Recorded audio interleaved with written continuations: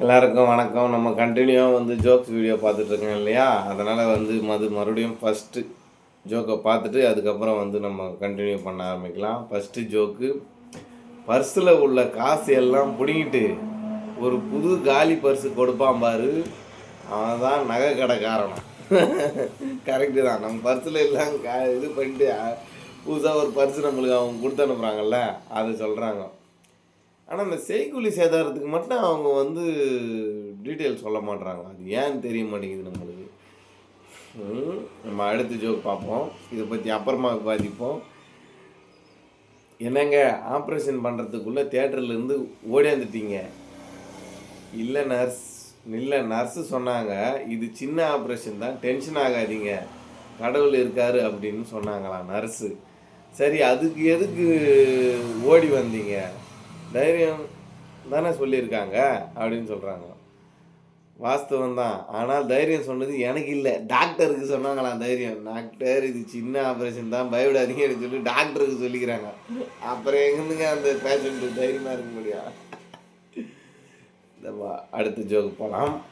நல்லா இருந்தில்ல? அடுத்த ஜோக். முதலாளி வேலைக்காரனிடம் ஒரு கண்ணாடி வாங்கி வர சொன்னார். கண்ணில் போடுற கண்ணாடியான்னு கேட்டதும் முதலாளி கோபத்தில், யோ சேவ் பண்ணுறதுக்குயா, என் முகம் தெரிகிற மாதிரி ஒன்று வாங்கி வா என்று அனுப்பி வைத்தார்.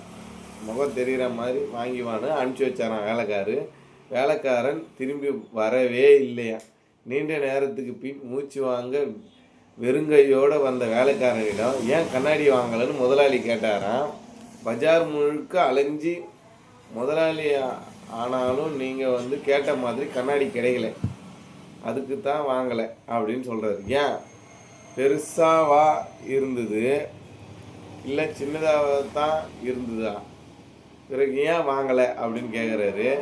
அதுக்கு அவர் சொல்கிறாரு, கண்ணாடியில் என் முகம் தான் தெரியுது, உங்கள் முகம் தெரியவே இல்லை, அதனால தான் நான் வாங்கவே இல்லை.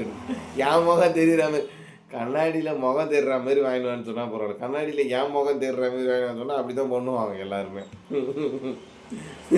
இதுவும் நல்லா இருந்துச்சுல்ல? அடுத்த ஜோக்கு பார்க்கலாம். என் மகன் ரொம்ப புத்திசாலி.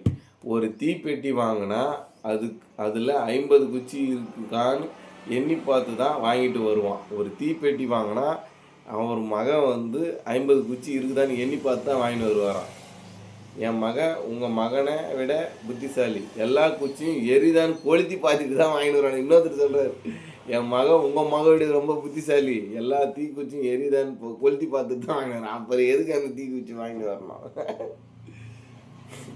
அடுத்து ஜோக் போகலாம். கணவன், செல்லம் நேற்று எனக்கு ஒரு விபத்து நடந்துச்சு, ரொம்ப அடிபட்டுருச்சு, மீரா தான் என்னை ஹாஸ்பிட்டலில் சேர்த்தாங்க. டாக்டர் செக் பண்ணிவிட்டு முகத்தில் ரொம்ப டேமேஜ் சொல்கிறார். இடது கை உடஞ்சிருச்சான், ஒரு காலை எடுத்துடணும்னு சொல்கிறார். பயமாக இருக்குது, கொஞ்சம் சீக்கிரமாக ஹாஸ்பிட்டலுக்கு வரியா? மனைவி, அது சரி, யார் அந்த மீரா?